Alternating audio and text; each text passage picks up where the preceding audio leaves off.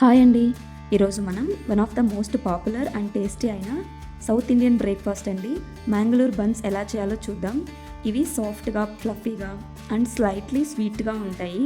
ఇది రైపెన్ బనానాతో చేస్తామండి. బనానా ఫ్లేవర్తో ఈ మ్యాంగళూరు బన్స్ సూపర్ టేస్టీగా ఉంటాయి. మనకి మార్నింగ్ టిఫిన్గా కానీ స్నాక్గా కానీ బెస్ట్ కాంబినేషన్ అనమాట. సో ఒకసారి రెసిపీ మొత్తం చూసి మీరు ట్రై చేసి ఎలా వచ్చిందో నా కమెంట్ బాక్స్లో కమెంట్ చేయండి. సో ఫస్ట్ బౌల్ తీసుకొని అందులో బాగా పండిపోయిన అరటిపండ్లను తీసుకున్నామండి. నేను ఒక 3 తీసుకున్నాను. వాటిని తొక్కు తీసి ఇలా బౌల్లో తీసుకుందాం. తర్వాత వీటిని ఫోర్క్తో బాగా మ్యాష్ చేసుకున్నాము.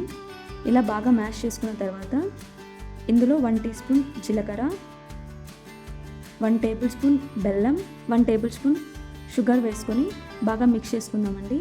అలాగే ఇందులో రుచికి తగినంత సాల్ట్ వేసుకోండి. నేను ఒక 1 టీ స్పూన్ దాకా వేసుకుంటున్నాను. ఇవి వేసి అంతా బాగా బెల్లం అంతా కరిగే వరకు బాగా మిక్స్ చేసుకోవాలండి. సో ఇక్కడ క్లిప్ మిస్ అయిందండి. ఇప్పుడే మనము ఒక 2 టేబుల్ స్పూన్స్ దాకా పెరుగు, ఒక 1/2 టీ స్పూన్ వంట సోడా వేసుకొని బాగా మిక్స్ చేసుకుందాం. తర్వాత అందులో ఒక 2 కప్స్ దాకా మైదా వేసుకోవాలండి. లేకపోతే మీరు 1 కప్ గోధుమ పిండి, 1 కప్ మైదా తీసుకున్నా పర్లేదు. అలా తీసుకొని మొత్తం బాగా కలిపి మన చపాతీ పిండి కన్సిస్టెన్సీగా కలుపుకుందామండి. అలా కలిపిన తర్వాత 1 టేబుల్ స్పూన్ ఆయిల్ వేసి బాగా కలిపి ఒక 4 to 6 అవర్స్ దాకా రెస్ట్ ఇవ్వాలండి. అలా ఒక 6 అవర్స్ తర్వాత పిండి ఇలా ఉంటుంది. ఇప్పుడు ఇందులో నుంచి ఒక చిన్న బాల్ సైజ్ అంతా పిండిని తీసుకొని కొంచెం పూరిని మందంగా ఒత్తుకోవాలండి. కొంచెం పూరి మందం ఉంటే మనకి అది బాగా పొంగుతుందనమాట.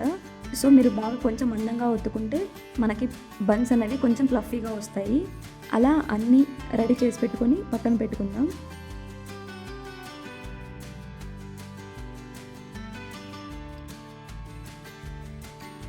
ఇప్పుడు స్టవ్ మీద డీప్ ఫ్రై కోసం ఆయిల్ పెట్టి మనం రెడీ చేసి పెట్టుకున్న పూరీల్ని ఒక్కొక్కటి వేస్తూ ఇలా ఆయిల్ వేసుకుంటూ మనం వాటిని ఫ్రై చేయాలండి.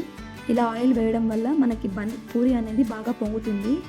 సో అలా బాగా ఆయిల్ వేస్తూ 2 వైపులా మనకి గోల్డెన్ బ్రౌన్ వచ్చే వరకు బాగా ఫ్రై చేసుకొని పక్కకు తీసుకుంటే మన Mangalore buns very tasty and ఫ్లఫీగా రెడీ అయిపోతాయి.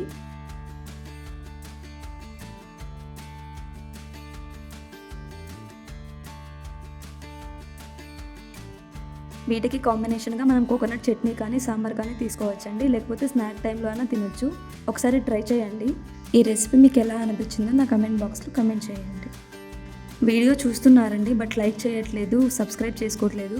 ప్లీజ్ అండి, వీడియో నచ్చితే లైక్ చేసి నా ఛానల్ని సబ్స్క్రైబ్ చేసుకొని కొంచెం సపోర్ట్ చేయండి. Thank you.